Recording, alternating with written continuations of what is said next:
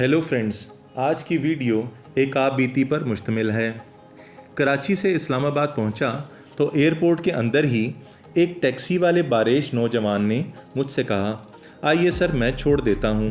उसका अंदाज़ इतना मुहज़्ज़ब था कि मैंने किराया भी तय नहीं किया और उसके साथ चल पड़ा। उसकी टैक्सी गेट से बहुत दूर खड़ी हुई थी।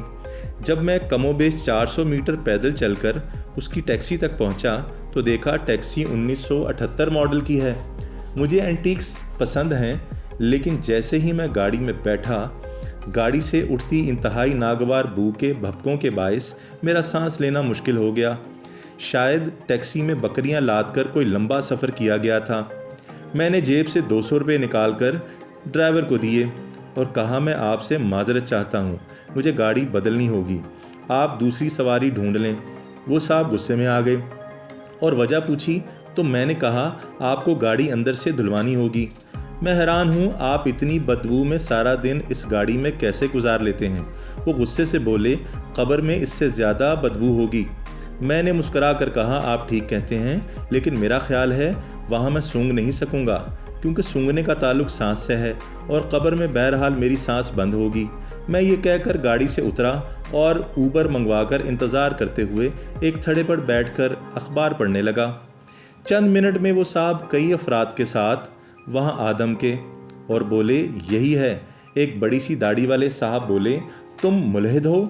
मुझे कॉन्टेक्स्ट समझ ना आया तो मैंने पूछा, मैं आपके सवाल का मतलब नहीं समझा। वो गुस्से से बोले, ये कहता है तुमने दीन का मजाक उड़ाया है।